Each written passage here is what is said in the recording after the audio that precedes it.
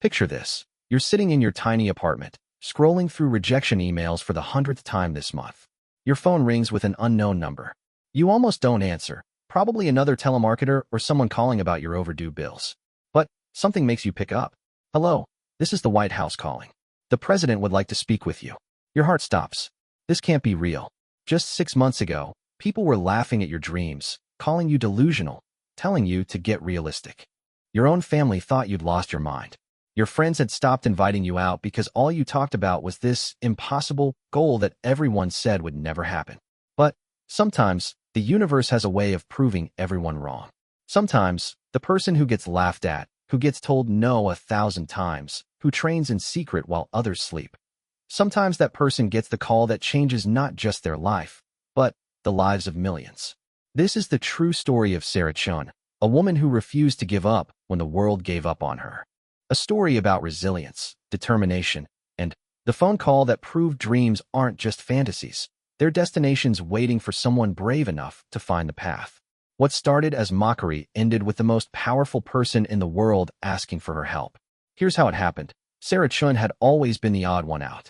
While her classmates at Boston University were focused on landing safe corporate jobs after graduation, Sarah spent her evenings in the library researching something that made most people roll their eyes: artificial intelligence and its potential to revolutionize education for underprivileged children. It was 2018, and Sarah was a computer science major with a minor in education policy. She came from a family of immigrants who had worked their fingers to the bone to give her opportunities they never had. Her parents, who ran a small restaurant in Chinatown, couldn't understand why their daughter was obsessed with what they called computer games instead of focusing on becoming a doctor or lawyer like they had always dreamed. "Sarah, you need to be practical," her mother would say in Mandarin, her voice heavy with concern. "These fancy computer ideas won't pay the bills. Look at your cousin Ming. He's making 6 figures at the bank. Why can't you follow a normal path?" But Sarah couldn't shake the vision that had taken hold of her mind. During her sophomore year, she had volunteered at an after-school program in Roxbury, one of Boston's most economically disadvantaged neighborhoods. She watched brilliant kids struggle with math and reading, not because they lacked intelligence, but because they lacked access to personalized learning tools that could adapt to their unique needs and learning styles. The traditional education system was failing these children, and Sarah believed technology could be the bridge to change that. She envisioned AI-powered learning platforms that could identify each child's strengths and weaknesses, creating customized lesson plans that would help them excel. It wasn't just a pipe dream to her, it was a calling. Her professors thought she was naive. During a presentation in her advanced algorithms class, Professor Williams interrupted her mid-sentence. "Ms. Chun, while your enthusiasm is admirable, you're talking about solving problems that have existed for decades. Do you really think a college student is going to revolutionize education where countless experts have failed?" The classroom erupted in muffled laughter. Sarah felt her cheeks burn with embarrassment, but she pressed on. "With respect, Professor Williams, every revolution started with someone who was told it was impossible. The internet was once considered an academic curiosity. Now it connects the world. The difference," Professor Williams replied, adjusting his glasses, "is that those innovations had proper funding, experienced teams, and realistic timelines. What you're describing would require millions of dollars and years of development. You're setting yourself up for disappointment." Sarah left class that day with her confidence shaken, but her determination intact. She knew that proving her concept would require more than just academic knowledge. She needed to understand the real challenges facing underserved schools, the complexities of educational policy, and the technical hurdles of building truly intelligent learning systems. That weekend, she made a decision that would change the trajectory of her life. Instead of applying for internships at established tech companies like her classmates, Sarah decided to spend her summer working unpaid at 3 different organizations: a nonprofit that provided technology to low-income schools, a startup developing educational software, and a research lab focused on machine learning applications. Her friends thought she had lost her mind. "Sarah, Google offered you an internship," her roommate Jessica said, watching Sarah print out volunteer applications. "That's a guaranteed path to a job that pays 6 figures right out of college. Why are you throwing that away to work for free?" "Because I'm not just building a career," Sarah replied, carefully organizing her paperwork. "I'm building something that matters." Jessica shook her head. "You're going to graduate with no real experience and no job prospects while the rest of us are building our professional networks. Mark my words, you'll regret this. The summer of 2019 was the most challenging period of Sarah's life up to that point. She worked 16-hour days, splitting her time between 3 different locations across Boston and Cambridge. At the nonprofit, she witnessed firsthand the digital divide that separated affluent and poor schools. In wealthier districts, classrooms had smart boards, tablets for every student, and high-speed internet. In underserved areas, teachers were using outdated textbooks and struggling with computers that took 5 minutes just to boot up. At the educational startup, Sarah learned about the business side of education technology. She saw how most edtech companies focused on schools that could afford premium products, essentially ignoring the students who needed help the most. The profit margins were better when selling to affluent districts, so that's where most companies directed their efforts. The research lab taught her the technical realities of building AI systems. Machine learning algorithms required massive amounts of data to function effectively, and that data was expensive to collect and process. Most educational data was also highly sensitive, requiring strict privacy protections that complicated development. By the end of the summer, Sarah had a comprehensive understanding of the problem she wanted to solve, but she also realized how enormous the challenge truly was. She needed to develop technology that could work on limited hardware, respect student privacy, provide meaningful educational outcomes, and somehow be affordable for cash-strapped school districts. When she returned to campus for her senior year, Sarah's perspective had changed dramatically. She no longer saw her project as a simple software development challenge. She understood it as a complex intersection of technology, policy, economics, and social justice. Her senior capstone project became the foundation for what would later evolve into her life's work. Working with a small team of equally passionate students, Sarah developed a prototype AI tutoring system that could run on basic tablets and adapt to individual student needs.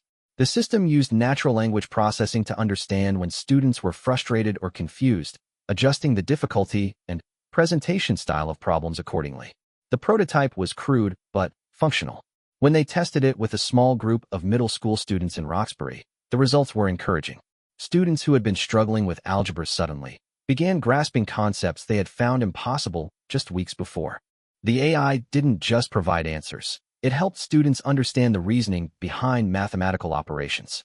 But encouragement from a handful of students wasn't enough to convince the academic establishment. When Sarah presented her capstone project to a panel of professors and industry professionals, the response was lukewarm at best. "This is an interesting proof of concept," said Dr. Martinez from the education department. "But you're essentially describing an expensive solution to a problem that good teachers already solve. Personalized instruction isn't new. It's just labor-intensive." "The scalability concerns are significant," added a representative from Pearson Education who was serving on the panel. "Even if your algorithm works perfectly, the infrastructure requirements for widespread deployment would be prohibitive. Rural schools barely have reliable electricity, let alone the bandwidth to support AI-powered learning platforms." Sarah tried to explain that her system was designed to work offline and sync data when connections were available, but she could see the skepticism in their eyes. They saw an idealistic college student who didn't understand the real-world constraints of educational institutions. The most crushing blow came from her academic advisor, Professor Kim, who had mentored Sarah throughout college. "Sarah, your technical skills are exceptional, and your heart is in the right place," Professor Kim said during a private meeting after the presentation. "But I think you need to consider the practical limitations of what you're proposing. The education sector is notoriously slow to adopt new technologies, and it's incredibly difficult to measure learning outcomes accurately." She paused, choosing her words carefully.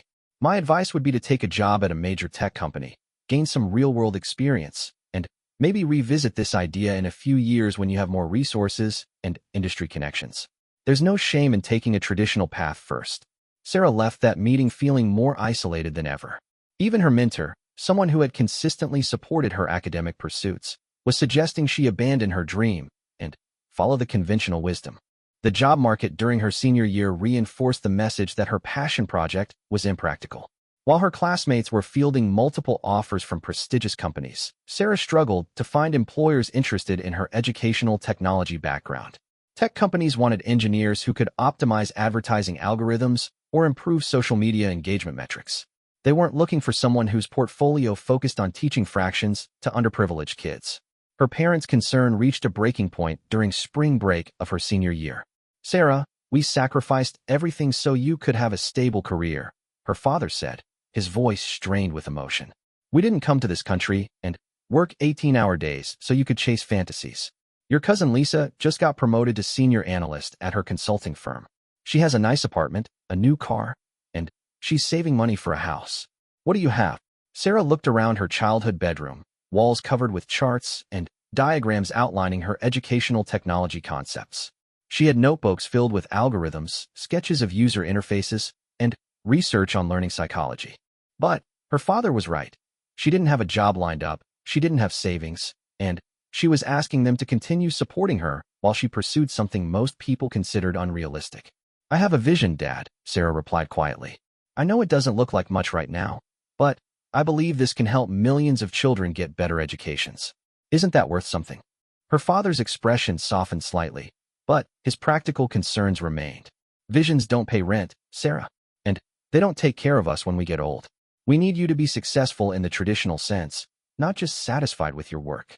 That night, Sarah seriously considered abandoning her project and accepting a software engineering position at a financial services company that had made her a modest offer. The salary would be enough to pay off her student loans and help her parents with their medical bills. It would be the responsible choice, the one that everyone in her life was encouraging her to make. But as she sat at her laptop, preparing to write an acceptance email, she opened her folder of videos from the Roxbury pilot program. There was Marcus, a 13-year-old who had started the program convinced he was stupid at math. In the final video, he was explaining algebraic concepts to his younger sister, his face glowing with pride and understanding. Sarah closed the email draft and opened a new document instead. She began writing a business plan for her educational technology company, knowing that she was choosing the harder path, but unable to ignore the potential impact of her work.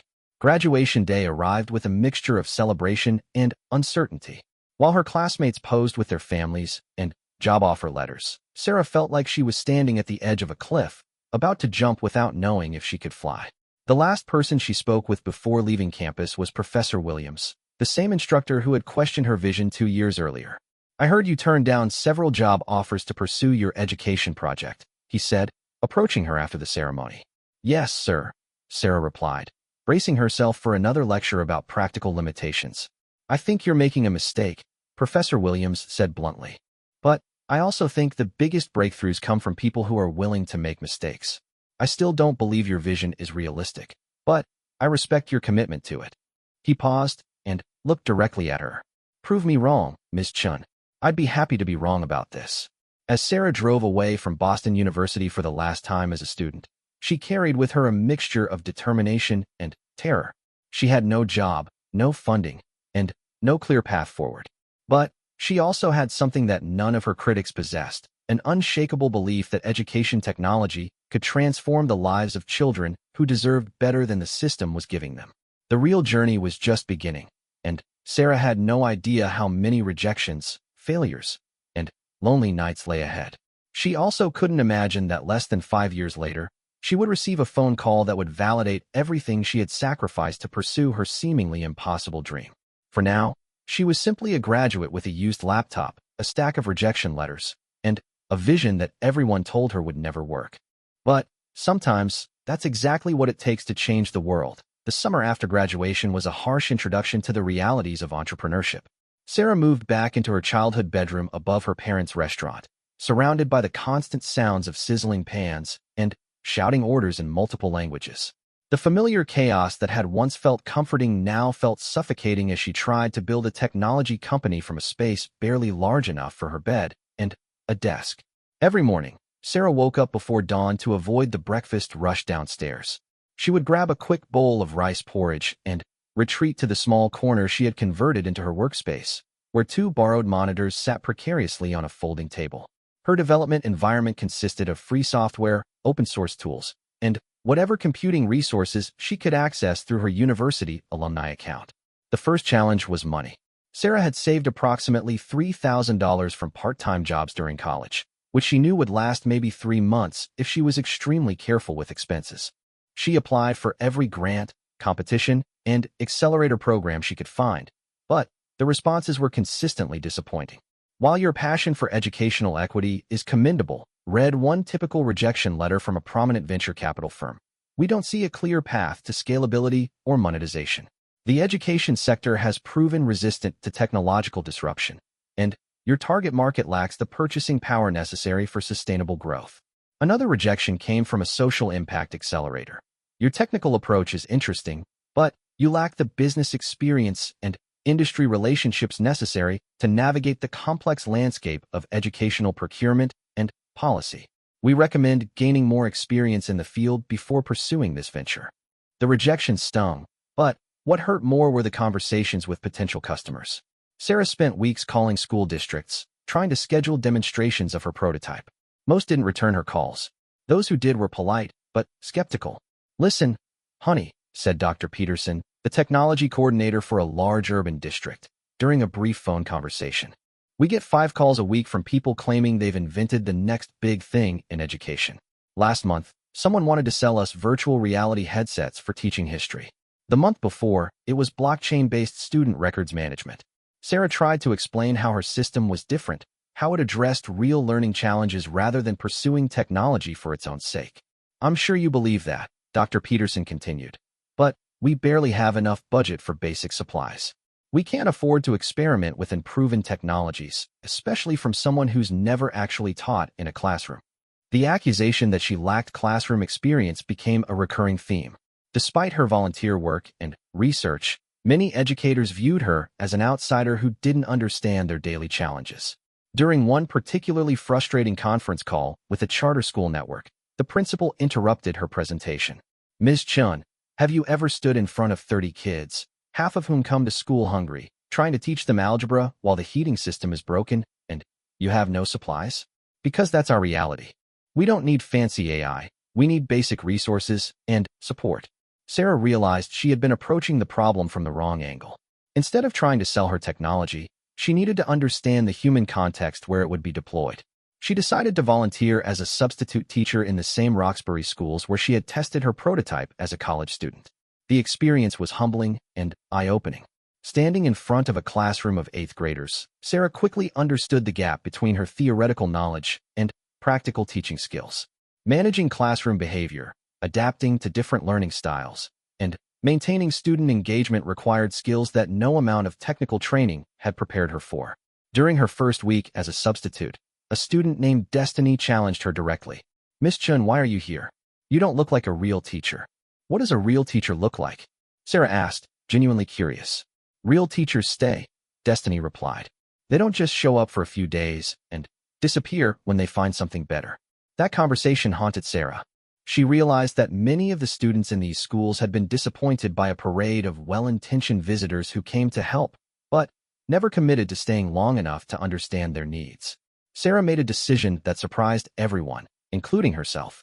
She applied for a full-time teaching position at the school, putting her technology development on hold to gain authentic classroom experience. Her parents were bewildered. "You have a computer science degree from Boston University," her mother said, "and you want to be a teacher? Teachers don't make any money. How will you pay back your student loans?" Her former classmates were equally confused. Jessica, her college roommate, visited during the first month of Sarah's teaching career. "I don't understand what you're doing," Jessica said, looking around the small classroom decorated with student artwork and motivational posters. "You could be making twice as much money at any tech company. This feels like you're going backwards." But Sarah was learning things about education that no amount of research could have taught her. She discovered that her AI tutoring system, while technically impressive, missed crucial aspects of how children actually learn. Learning wasn't just about delivering the right information at the right difficulty level. It was about building relationships, creating safe spaces for failure, and addressing emotional barriers to education. Marcus, the student who had appeared in her pilot program videos, was now in her 8th grade algebra class. One day after school, he stayed behind to ask a question that changed Sarah's perspective entirely. "Miss Chun, remember that computer program you made us try last year? It was cool and all, but can I tell you what really helped me understand math?" Sarah nodded, curious to hear his feedback. "It was when you sat next to me during lunch and explained why I needed to learn this stuff. You told me about your parents and how they worked hard so you could go to college, and how math could help me build something important too. The computer was smart, but you made me feel like I was smart too." That conversation crystallized something Sarah had been struggling to understand. Technology could enhance education, but it couldn't replace the human connections that make learning meaningful. Her AI system needed to facilitate those connections rather than trying to replace them. Armed with this insight, Sarah began redesigning her approach during evenings and weekends. Instead of creating an AI tutor that worked independently, she developed tools that helped teachers understand their students better and personalize their instruction more effectively. The system would analyze student responses and provide teachers with insights about learning patterns, emotional states, and areas where individual students needed additional support. The new approach required significantly more sophisticated technology, but it addressed the real needs Sarah was observing in her classroom. Teachers weren't looking for systems that would replace them. They wanted tools that would amplify their effectiveness and help them reach every student. During winter break, Sarah presented her revised concept to Dr. Rodriguez, the principal who had hired her as a teacher. "This is interesting, Sarah," Dr. Rodriguez said, reviewing the technical specifications. "But I have to ask, are you planning to stay in teaching, or is this a stepping stone to something else? Because my students have been through enough disappointment from people who use them for research and then move on." The question forced Sarah to confront her own motivations. Was she genuinely committed to education, or was she using teaching as a way to develop and validate her technology? "I want to do both," Sarah replied honestly. "I believe I can be a better technologist because I'm a teacher, and a better teacher because I understand technology. But if I had to choose, I'd choose the classroom." Dr. Rodriguez studied her carefully. "Prove it. Finish the school year. Show me that you're committed to these kids first, and your business second. Then, we'll talk about piloting your system." The challenge motivated Sarah to throw herself completely into teaching. She developed innovative lesson plans, stayed after school to tutor struggling students, and even started a coding club where students could explore technology while building academic skills. The results were remarkable. Her students' test scores improved dramatically, but more importantly, their attitude toward learning transformed. Students who had previously been disengaged began asking questions, participating in discussions, and helping each other understand difficult concepts. The success attracted attention from other teachers and administrators. Sarah was invited to present her teaching methods at faculty meetings and district workshops. During one presentation, she mentioned her background in artificial intelligence and her vision for technology-enhanced education. "Wait," interrupted Mrs. Franklin, a veteran math teacher. "You're the one who's been developing that adaptive learning system? I heard about your prototype from teachers at other schools. Why didn't you tell us you were working on this?" "Because I wanted to understand education before trying to improve it with technology," Sarah replied. The honesty resonated with her colleagues. For the first time since graduating college, Sarah felt like she was being taken seriously by educators. They saw her not as an outsider with a technical solution, but as a fellow teacher who happened to have relevant technological skills. By spring, Sarah had earned the respect and trust of her school community. Dr. Rodriguez approached her about piloting her revised AI system with a small group of teachers who were interested in participating. "I want to be clear about the terms," Dr. Rodriguez said. "This isn't about you using our school to test your product. This is about our teachers exploring tools that might help them serve students better. The moment this becomes about your business instead of our students, the pilot ends." Sarah agreed to the terms, understanding that she was being given an extraordinary opportunity to develop and test her technology in a real educational environment with authentic stakeholder input. The pilot program launched with 5 teachers across different subjects. Sarah worked closely with each educator to understand their specific challenges and customize the AI tools accordingly. The system learned to recognize patterns in student responses that indicated confusion, frustration, or mastery, providing teachers with real-time feedback about how to adjust their instruction. The results exceeded everyone's expectations. Teachers reported that they felt more confident about reaching every student in their classrooms. Students showed improved engagement and learning outcomes.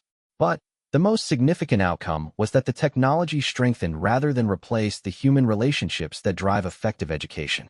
Word about the successful pilot spread through education networks. Sarah began receiving calls from other schools interested in testing the system. For the first time since graduating, she felt like her vision was gaining traction in the real world. But Sarah was also learning about the enormous challenges of scaling educational innovation. Each school had different technology infrastructure, varying levels of teacher preparation, and unique student populations. What worked perfectly in one context often required significant adaptation for another. More troubling were the financial realities of educational technology adoption.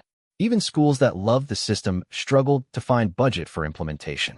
Public education funding was tight, and purchasing decisions involved complex bureaucratic processes that could take months or years to complete. During the summer after her first year of teaching, Sarah faced a crucial decision. The success of her pilot program had attracted the attention of several investors, but they wanted her to commit full-time to developing and scaling the technology. Continuing to teach would slow down business development, but leaving the classroom might disconnect her from the educational realities that made her system effective. The pressure intensified when she received a call from Techstars, a prominent startup accelerator. "Sarah, we've been following your work through our education networks," said the program director. "We'd like to invite you to apply for our next cohort. This could provide the funding and mentorship you need to scale nationally."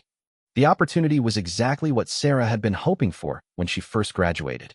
But accepting would mean leaving her students and the teaching position that had become central to her identity as an educator. Sarah spent sleepless nights weighing her options. She consulted with Dr. Rodriguez, who had become both a mentor and advocate for her work. "Sarah, you've proven yourself as both a teacher and an innovator," Dr. Rodriguez said. "But you're reaching a point where you have to choose how you want to create impact. You can continue touching individual students' lives in this classroom, or you can develop tools that might help thousands of teachers reach millions of students." The decision was agonizing, but Sarah ultimately chose to pursue the accelerator opportunity while maintaining connections to the classroom through consulting and volunteer work. She knew she was taking a risk, but she also believed that her technology had the potential to transform education at a scale that wouldn't be possible from a single classroom.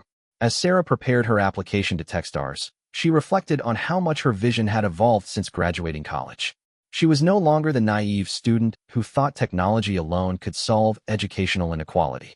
She had become someone who understood that effective educational technology must be grounded in authentic relationships with teachers and students, guided by pedagogical expertise, and implemented with deep respect for the communities it serves. The journey ahead would test every lesson she had learned about resilience, collaboration, and the complex relationship between innovation and tradition. But for the first time since starting her company, Sarah felt like she was building something that could truly make a difference in the lives of the students she cared about most. The Techstars Accelerator program in Boulder, Colorado was unlike anything Sarah had experienced. Surrounded by ambitious entrepreneurs working on everything from cryptocurrency platforms to biotech startups, she often felt like her educational technology company was viewed as the charity case among more obviously profitable ventures. The program began with each founder pitching their company to the cohort. Sarah watched as her peers presented ideas with massive market opportunities and clear paths to billion-dollar valuations. When her turn came, she described her AI-powered teaching tools and their impact on student learning outcomes. The response was politely skeptical. "Education is a notoriously difficult market," commented Jake, whose company was developing automated trading algorithms. "Government customers, long sales cycles, and budget constraints make it really hard to scale quickly. Have you considered pivoting to corporate training?" "The impact is admirable," added Maria, who was building a food delivery app, "but impact doesn't always translate to investment returns. VCs want to see exponential growth potential." Sarah felt the familiar sting of having her life's work reduced to spreadsheet projections and market analysis. But she had learned to channel skepticism into motivation rather than letting it derail her confidence. Her mentor in the program was David Chun, no relation, a successful entrepreneur who had built and sold 2 education companies. During their first one-on-one meeting, he was refreshingly direct about the challenges ahead. "Sarah, your technology is impressive and your classroom experience gives you credibility that most edtech founders lack," David said. "But you're about to discover that building great educational tools is only about 20% of this business. The other 80% is navigating procurement processes, regulatory compliance, and organizational change management." He pulled up a presentation showing the typical timeline for educational technology adoption. "See this? From initial pilot to district-wide implementation usually takes 3 to 5 years. Most startups run out of money waiting for their first major contract. You need to find ways to generate revenue and prove scalability much faster than traditional education timelines allow. David's advice was to focus on private schools and education service providers who could make purchasing decisions more quickly than public districts. Sarah resisted the suggestion initially, feeling that it contradicted her mission of serving underprivileged students. "I understand your concerns about equity," David said, "but you can't help anyone if your company doesn't survive. Build sustainable business models with customers who can afford your services. Then, use that success to expand access to underserved populations." The strategy made business sense, but it felt like a betrayal of everything that had motivated Sarah to start the company. She spent weeks struggling with the ethical implications of prioritizing profitable customers over those with the greatest need. The breakthrough came during a conversation with Dr. Williams, her former professor who had been skeptical of her vision. He had agreed to serve as a technical advisor to her company, partly out of curiosity about whether she could prove him wrong. "Sarah, you're thinking about this wrong," Dr. Williams said during a video call. "You're not abandoning your mission by building a sustainable business. You're creating the foundation necessary to achieve your mission at scale." He shared his screen to show a research paper about educational technology adoption patterns. "Look at this data. The most successful educational innovations start with early adopters who have resources to experiment, then gradually spread to mainstream markets. If you try to skip that adoption curve and go straight to the highest need schools, you'll likely fail because those institutions can't afford to take risks on unproven technologies." The perspective helped Sarah reframe her approach. Instead of seeing wealthy private schools as a compromise, she began viewing them as laboratories where she could refine her technology and prove its effectiveness before expanding to public schools. Sarah's first major breakthrough came through an unexpected connection. Dr. Rodriguez, her former principal, had mentioned Sarah's work to a colleague who ran the Technology Integration Program at Phillips Academy Andover, one of the most prestigious preparatory schools in the country. "We're always looking for innovative educational technologies," explained Dr. Sarah Martinez, who shared Sarah's first name and became known as Dr. Sarah to avoid confusion during an initial phone call. "Our teachers are incredibly talented, but they're also open to tools that can help them personalize instruction for our diverse student population." Phillips Andover represented exactly the kind of opportunity David Chun had recommended. The school had abundant resources, sophisticated technology infrastructure, and faculty who were eager to experiment with cutting-edge teaching tools. Sarah was nervous about the initial presentation, knowing that this audience would be far more academically sophisticated than the middle school teachers she was used to working with. The faculty who attended her demonstration included PhD holders from Harvard and MIT who taught advanced mathematics, computer science, and interdisciplinary studies. But her teaching experience proved invaluable. Instead of focusing on technical specifications, Sarah demonstrated how her AI system helped teachers understand student thinking processes in real time. She showed how the technology could identify when a student was struggling with underlying concepts versus making simple computational errors. Dr. James Patterson, who taught advanced placement calculus, was particularly intrigued. "This is fascinating," he said, examining the analytics dashboard that showed patterns in student problem-solving approaches. "I've suspected that some of my students were memorizing procedures without understanding the underlying mathematics, but I didn't have quantitative ways to verify that hypothesis." The pilot program at Phillips Andover launched with 8 teachers across mathematics, science, and history. Sarah spent 2 weeks on campus, working directly with faculty to customize the system for their specific pedagogical needs. The results were extraordinary. Teachers reported that the AI insights helped them identify learning gaps they had never noticed before. Students showed improved engagement and deeper conceptual understanding. But the most significant outcome was that the technology enabled more sophisticated discussions about learning and instruction among the faculty. "Sarah's system doesn't just help individual teachers," observed Dr. Martinez during a faculty meeting. "It's creating school-wide conversations about how we understand and respond to student learning. We're becoming more reflective and intentional about our pedagogical practices." The success at Phillips Andover generated interest from other elite institutions.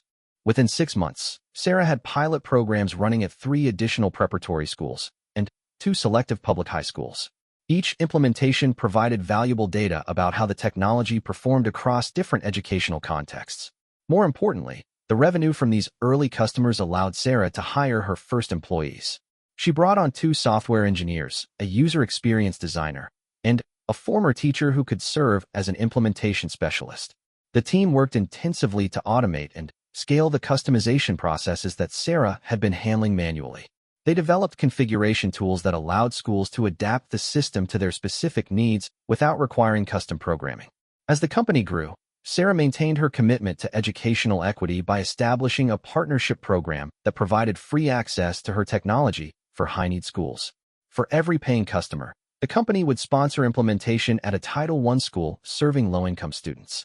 The partnership program faced significant challenges.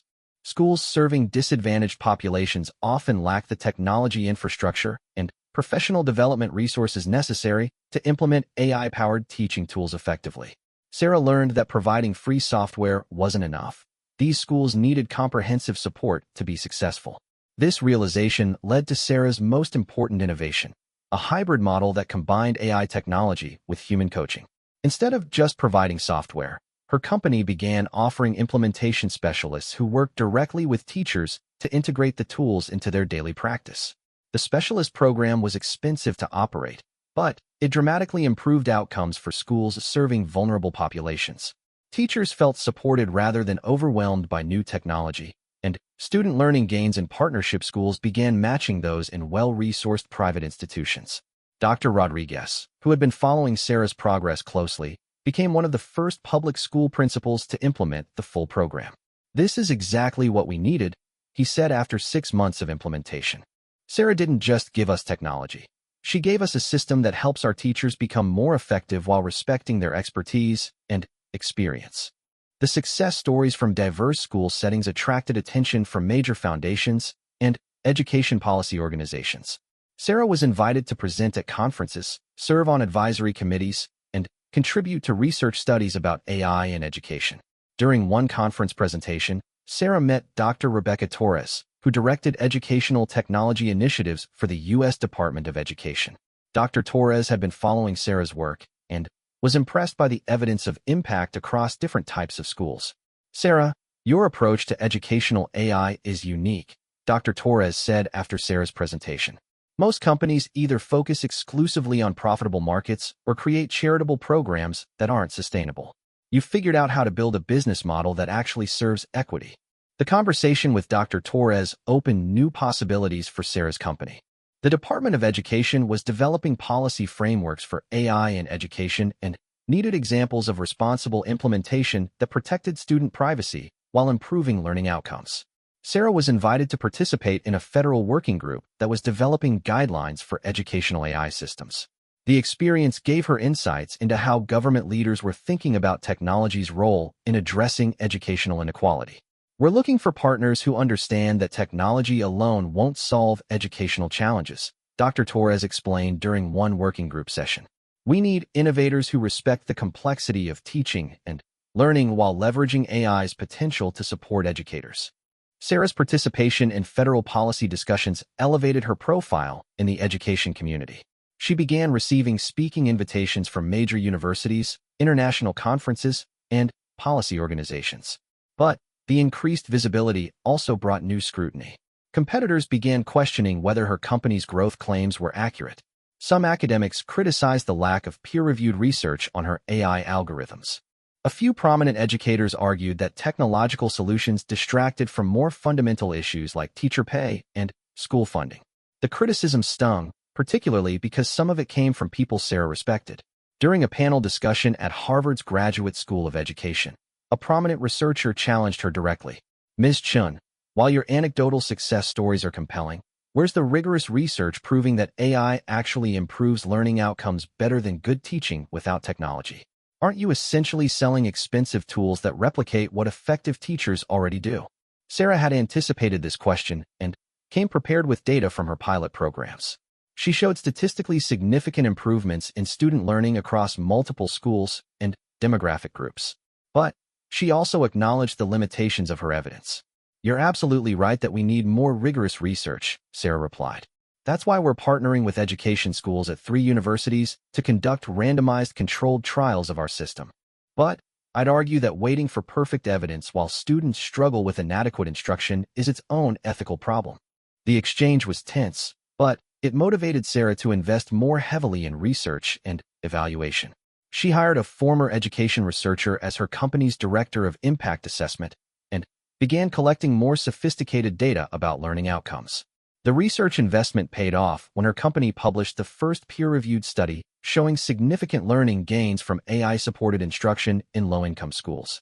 The paper appeared in a top-tier education research journal and was covered by major media outlets. Sarah had proven that her technology could work across diverse educational contexts while maintaining her commitment to equity. She had built a sustainable business model that served both profitable and high-need markets. And she had earned credibility with researchers, policymakers, and practitioners. But the most meaningful validation came from her former students in Roxbury. Marcus, the 8th grader who had struggled with algebra in her classroom 5 years earlier, was now a high school senior preparing for college. He sent Sarah a message that she kept framed on her desk. "Miss Chun, I heard about your company and how you're helping kids like me all over the country. I wanted you to know that I'm majoring in computer science next year because you showed me that math could be a tool for helping people. Thanks for believing in us even when we didn't believe in ourselves." Sarah realized that her greatest achievement wasn't building successful technology or creating a profitable company. It was proving that innovation driven by authentic care for students could create change at both individual and systemic levels. The foundation was now in place for the next phase of her journey, though she had no idea it would lead to the most important phone call of her life. By early 2024, Sarah's company had grown to 43 employees and was working with over 200 schools across 37 states. The success had attracted attention from major technology companies interested in acquiring her educational AI platform. But Sarah consistently declined offers that would have made her extremely wealthy overnight. "Money isn't the point," she explained to her board of directors during a particularly heated discussion about a $50 million acquisition offer from Google. "We built this to transform education, not to create another product that gets absorbed into a larger corporate portfolio." Board member David Chun, who had become one of Sarah's most trusted advisors, pushed back gently. "Sarah, you could take this money and start a foundation that funds educational innovation for decades. Sometimes the biggest impact comes from strategic exits that provide resources for future projects." But Sarah had learned to trust her instincts about mission-driven decision-making. She had seen too many promising educational technologies disappear into larger organizations where they became marginalized side projects. "We're just getting started," Sarah replied.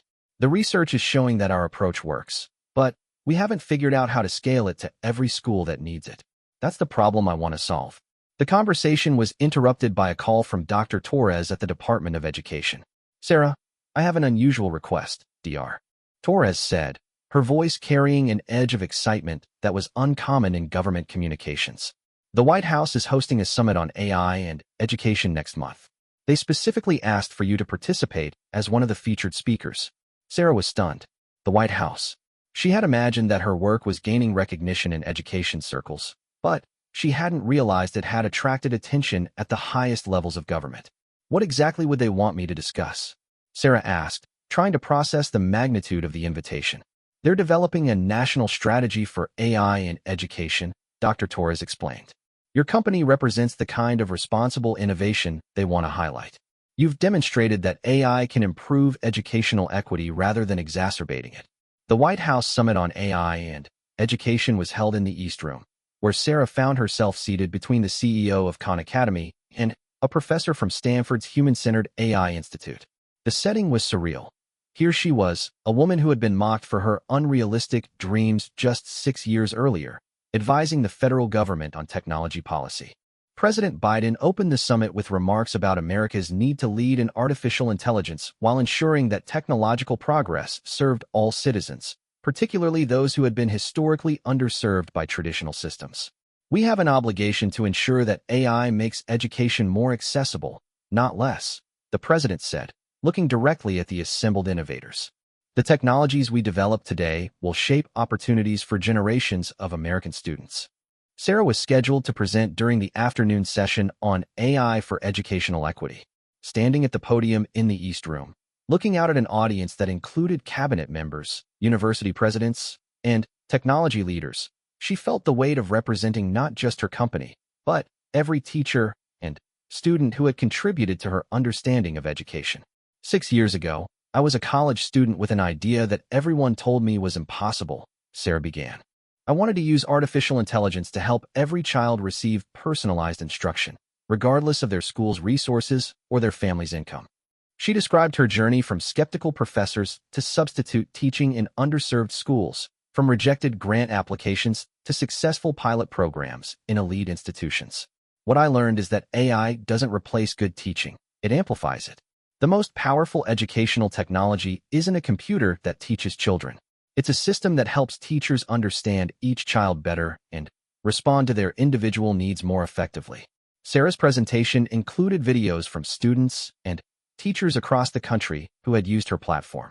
Marcus, now a college freshman studying computer science, appeared in one video explaining how AI-supported math instruction had changed his relationship with learning. I used to think I was bad at math, Marcus said in the video. But Miss Chin's program helped my teacher see that I wasn't bad at math. I just needed different explanations. Now I'm studying computer science because I want to build tools that help other kids like me. The response to Sarah's presentation was overwhelmingly positive. During the networking break, she was approached by representatives from major foundations, international education organizations, and government agencies from other countries. Dr. Francis Collins, the former director of the National Institutes of Health who is now serving as a science advisor to the White House, introduced himself after her presentation. Sarah, your work represents exactly the kind of mission-driven innovation we need more of in this country, Dr. Collins said. You've proven that commercial success and social impact don't have to be mutually exclusive.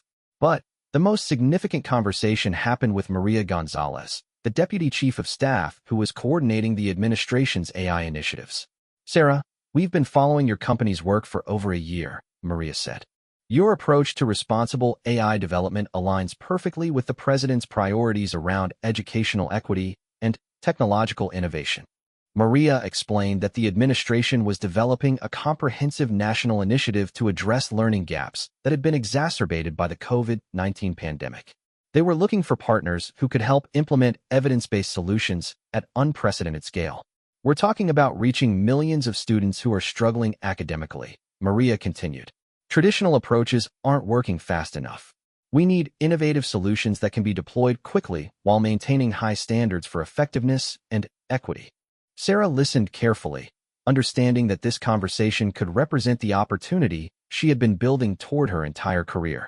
But she also knew that working with the federal government would bring enormous challenges and scrutiny. What exactly are you envisioning? Sarah asked. We're developing a proposal for a 5-year, $2 billion initiative to modernize American education through responsible AI implementation, Maria explained. We need a lead technology partner who understands both the technical possibilities and the educational realities. The scale was breathtaking. Sarah's company was currently serving about 50,000 students across 200 schools. A federal initiative could potentially reach millions of students in thousands of schools. But Sarah had learned to be cautious about opportunities that seemed too good to be true.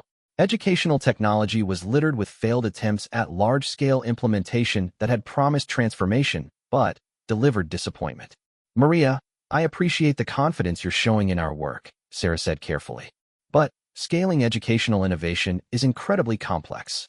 Every school district has different needs, different capabilities, and different constraints. What works in one context often requires significant adaptation for another. That's exactly why we want to partner with you, Maria replied.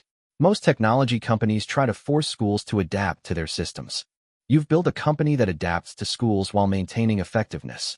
The conversation continued for 20 minutes, covering everything from technical infrastructure to teacher professional development to research and evaluation protocols.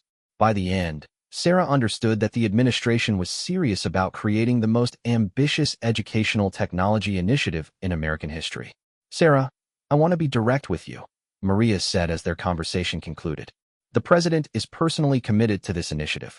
He believes that AI-powered personalized learning could be transformational for American education, especially for students who have been underserved by traditional approaches.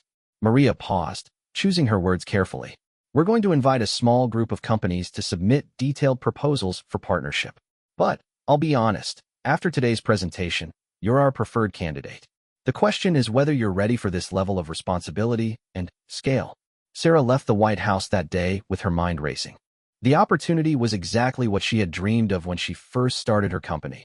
a chance to impact education at national scale with the full support of the federal government. But she also understood the enormous risks involved. Government partnerships could be bureaucratic and slow. Political changes could derail even the most successful programs. The scrutiny would be intense, and failure would be very public. Sarah spent the flight back to Boston thinking about Marcus and all the students like him who were struggling in schools that lacked adequate resources. She thought about the teachers she had worked with who were burning out from the stress of trying to meet every child's needs without sufficient support. The decision crystallized during a conversation with Dr. Rodriguez, who had become her most trusted advisor on educational matters. Sarah, you've spent 6 years learning how to serve students and teachers effectively, Dr. Rodriguez said. You've proven that your technology works across different types of schools and student populations. If you don't step up to take on this challenge, who will? He paused, looking at her seriously. But I need to ask you the same question I asked when you wanted to pilot your technology in my school. Are you doing this for the students, or are you doing this for the company? Sarah didn't hesitate in her response. I'm doing this for Marcus and every student like him who deserves better than what the current system is providing. If we can figure out how to serve those students at scale, everything else will work itself out. 3 weeks later, Sarah submitted a comprehensive proposal for partnering with the federal government on the National AI for Education Initiative. The proposal was 127 pages long and detailed everything from technical specifications to teacher training protocols to research and evaluation frameworks. The proposal emphasized Sarah's core philosophy that effective educational technology must be developed in partnership with educators and implemented with deep respect for the complexity of teaching and learning. Our vision isn't to replace teachers with computers, Sarah wrote in the executive summary. Our vision is to provide every teacher with AI-powered insights that help them serve every student more effectively. This isn't about technology disrupting education. It's about technology supporting education's highest aspirations. The response came faster than Sarah had expected. 1 month after submitting the proposal, she received a call from Maria Gonzalez. Sarah, congratulations. The president has approved your company as the lead technology partner for the National AI for Education Initiative. He was particularly impressed by your commitment to teacher involvement and educational equity. Sarah felt her heart racing as the magnitude of the opportunity sank in. This is incredible, Maria. When do we get started? Well, that's the thing, Maria said, and Sarah could hear the smile in her voice. The president would like to speak with you personally before we make the public announcement. Are you available for a phone call this afternoon? Sarah stared at her phone in disbelief. The president of the United States wanted to speak with her personally. The girl who had been mocked for her impossible dreams was about to receive a call from the most powerful person in the world. Yes, Sarah managed to say. I'm available. As she hung up the phone, Sarah realized that everything in her life had been building toward this moment. All the rejections, all the doubt, all the late nights working alone in her childhood bedroom. It had all led to this opportunity to transform education for millions of American students. But the most important call of her life was still 3 hours away. Sarah spent the 3 hours before the president's call in a state of nervous energy that she hadn't experienced since her first day as a substitute teacher. She paced around her small apartment in Cambridge, rehearsing potential responses to questions she imagined the president might ask. At exactly 3:47 p.m. Eastern Time, her phone rang with a call from an unknown number with a Washington, D.C. area code. Hello, this is Sarah Chun, she answered, trying to keep her voice steady. Ms. Chun, please hold for the president, said a professional voice that Sarah assumed belonged to a White House operator. The few seconds of silence felt like hours. Sarah found herself thinking about the journey that had brought her to this moment, from the skeptical professors who questioned her vision to the students who had believed in her technology when no one else would. Sarah, this is Joe Biden. The president's voice was warm and conversational, immediately putting Sarah at ease. Good afternoon, Mr. President. Thank you so much for taking the time to speak with me. Are you kidding? I should be thanking you. President Biden replied. I've been reading about your work, and I have to tell you, it's exactly what this country needs.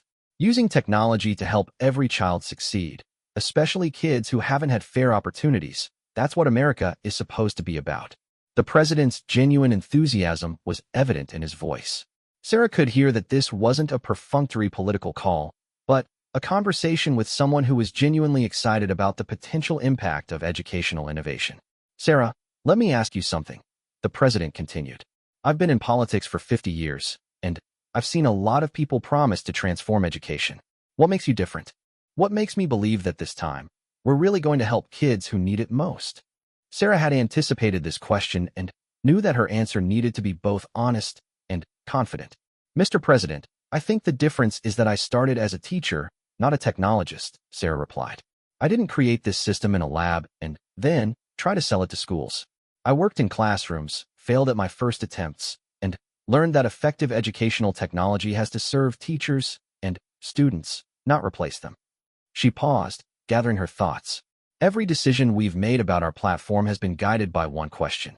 Does this help teachers be more effective at reaching every student? If the answer is yes, we build it. If the answer is no, we don't. That's kept us focused on what actually matters. That's exactly what I wanted to hear, President Biden said. Because here's what I know. Teachers are heroes, and any technology that doesn't recognize that is doomed to fail. But teachers also need support, especially when they're trying to serve kids facing challenges that previous generations never had to deal with. The president's voice became more serious as he described the educational challenges that were driving his administration's focus on AI innovation. Sarah, we have millions of children who fell behind during the pandemic and haven't caught up. We have teacher shortages in critical subjects and geographic areas. We have persistent achievement gaps that traditional approaches haven't been able to close. He paused, letting the magnitude of the challenges sink in. I believe that AI-powered personalized learning could help us address all of these problems simultaneously. But only if it's done right, with respect for teachers, and with a real commitment to equity. Based on what I've seen of your work, I think you understand how to do it right. Sarah felt the weight of responsibility settling on her shoulders. The president wasn't just offering her a business opportunity. He was asking her to help solve some of America's most persistent educational challenges. Mr. President, I'm honored by your confidence, and I'm committed to living up to it, Sarah said. But I want to be honest about the challenges we'll face. Scaling educational innovation is incredibly difficult, and there will be schools and districts that struggle with implementation no matter how good our technology becomes. I appreciate your honesty, Sarah, the president replied. That's another reason why we want to work with you. You're not promising magic solutions. You're promising hard work guided by evidence and respect for educators. The conversation continued for another 15 minutes, covering everything from technical infrastructure to teacher training to research protocols. The president demonstrated a surprisingly detailed understanding of educational policy and technology implementation challenges. Sarah, I want you to know that this initiative has my personal attention, President Biden said as the conversation began to wind down. This isn't just another federal program that will get lost in bureaucracy. I'm going to be following your progress personally, and I'm going to make sure you have the support you need to succeed. The president paused, and his voice became more personal. You know, I've spent my career fighting for kids who don't have advantages, kids who come from backgrounds like yours and mine. When I see someone like you using technology to level the playing field, it gives me hope for what this country can become. Sarah felt tears welling up in her eyes as she processed the president's words. Thank you, Mr. President. That means more to me than I can express. I promise you that we'll do everything in our power to serve students and teachers with the respect and effectiveness they deserve. I know you will, Sarah, and I'm looking forward to celebrating your success. After the call ended, Sarah sat in stunned silence for several minutes. The President of the United States had just entrusted her with leading the most ambitious educational technology initiative in American history. The girl who had been doubted and mocked was now being asked to help transform education for millions of students. But Sarah's elation was tempered by the enormity of the responsibility she had just accepted. The National AI for Education initiative would require her company to serve not hundreds, but thousands of schools across all 50 states. The technical, logistical, and political challenges would be unlike anything she had previously experienced. The public announcement came 2 weeks later. Sarah stood in the Rose Garden as President Biden unveiled the National AI for Education initiative, describing it as the most significant investment in personalized learning in American history. Today, we're taking a giant step toward ensuring that every American child receives an education tailored to their individual needs and potential, the president said, with Sarah standing behind him alongside Secretary of Education Miguel Cardona and other education leaders. This initiative will reach every corner of our country, from rural schools in Montana to inner-city districts in Detroit, from tribal schools in New Mexico to suburban communities in Virginia. And it's being led by someone who understands that the best technology is invisible to students, but transformational in its impact. The media coverage was extensive and largely positive. Sarah was featured on the cover of Time magazine under the headline, "The Teacher Who Convinced the President." Education Week ran a multi-part series on her journey from skeptical graduate student to White House partner. But not everyone was supportive of the initiative. Some educators worried that increased federal involvement in classroom technology would lead to standardization and loss of local control. Technology critics argued that throwing money at AI solutions would distract from more fundamental problems like teacher pay and school infrastructure. The most challenging criticism came from Dr. Patricia Williams, a prominent education researcher who had been studying technology implementation for over 2 decades. While Ms. Chin's intentions are admirable, Dr. Williams wrote in a widely circulated op-ed, "History has shown us that large-scale educational technology initiatives often promise more than they can deliver." The federal government has spent billions on classroom technology over the past 30 years with mixed results at best. Sarah decided to respond to the criticism directly rather than ignoring it. She wrote her own op-ed acknowledging the legitimate concerns while explaining how her approach differed from previous efforts. Dr. Williams is absolutely right that educational technology has often overpromised and underdelivered, Sarah wrote. That's precisely why our initiative is built on 3 principles that have guided my work from the beginning: teacher leadership, evidence-based implementation, and genuine partnership with school communities. She described the extensive pilot testing, research validation, and teacher involvement that had shaped her platform's development. We're not asking teachers to abandon their expertise in favor of algorithmic instruction. We're providing them with AI-powered insights that help them apply their expertise more effectively with every student. The response helped build support for the initiative among educators who had been skeptical of federal technology programs. The National Education Association and American Federation of Teachers both endorsed the initiative after Sarah agreed to include strong provisions for teacher involvement in implementation and ongoing evaluation. The first year of the National AI for Education initiative exceeded even Sarah's optimistic projections. Her company successfully implemented its platform in over 800 schools across 42 states, reaching more than 300,000 students and 12,000 teachers. The results were remarkable. Students showed statistically significant improvements in mathematics, reading, and science achievement. Teacher satisfaction surveys indicated that 89% felt the AI tools had made them more effective educators.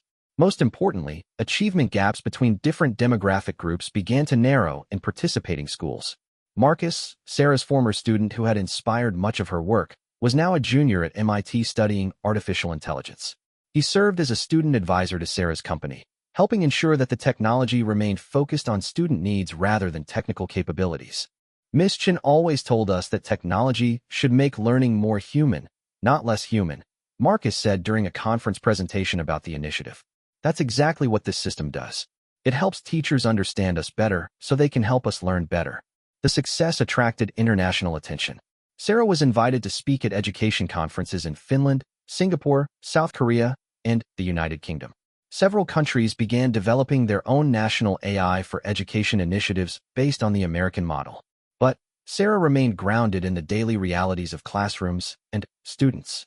She insisted on visiting participating schools regularly, observing lessons, and talking with teachers and students about their experiences with the technology.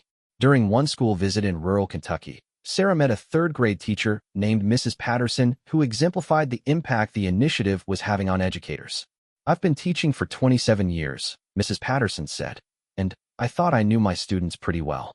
But this system helps me see patterns in their thinking that I never noticed before. I can identify when a child is struggling with underlying concepts versus just making careless mistakes." Mrs. Patterson showed Sarah how the AI analytics had helped her recognize that several students who appeared to be performing adequately were actually developing misconceptions that would cause problems in later grades. Without this technology, those misconceptions would have gone unnoticed until the students reached middle school and, suddenly, started failing math, Mrs. Patterson explained. "Now I can address those issues immediately, before they become larger problems."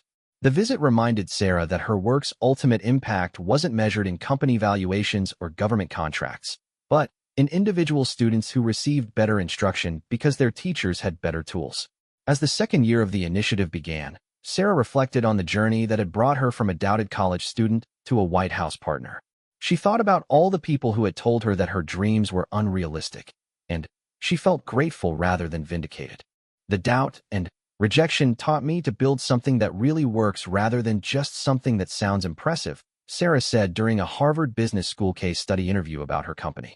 If everyone had believed in my idea from the beginning, I might never have learned what I needed to know to make it successful. Sarah's story became a symbol of American innovation and determination. She was invited to the State of the Union address as a special guest, where President Biden recognized her contributions to educational equity. In the gallery tonight, we have Sarah Chun, whose vision and perseverance are helping millions of American children receive the personalized education they deserve, the president said, as Sarah stood and waved to the chamber filled with applauding members of Congress. Sarah's journey reminds us that in America, the most powerful ideas often come from the most unexpected places. A college student who was told her dreams were impossible is now leading efforts to transform education for an entire generation. But, for Sarah, the most meaningful recognition continued to come from students and teachers whose lives had been touched by her work. She kept a folder on her desk filled with letters and emails from educators and students across the country. One letter, from a high school student in Alabama named Destiny, who shared the name of Sarah's former student in Roxbury, captured the impact that Sarah had hoped to achieve. Dear Ms. Chun, I wanted you to know that your AI program helped my teacher realize that I'm not bad at science. I just learned differently than other students. Now I'm taking AP Chemistry and planning to study biochemistry in college. Thank you for creating technology that helps teachers see who we really are. As Sarah read letters like Destiny's, she understood that her greatest achievement wasn't building a successful company or earning recognition from the president. Her greatest achievement was proving that technology guided by genuine care for students could transform individual lives while creating systemic change. The journey that had begun with mockery and doubt had led to the most important phone call of Sarah's life, which had opened the door to impacting millions of students across America. But the story was far from over. It was really just beginning. Sarah Chun had learned that the most powerful dreams are those that survive skepticism, grow stronger through challenges, and ultimately prove that what seems impossible is often just innovation waiting for someone determined enough to make it real.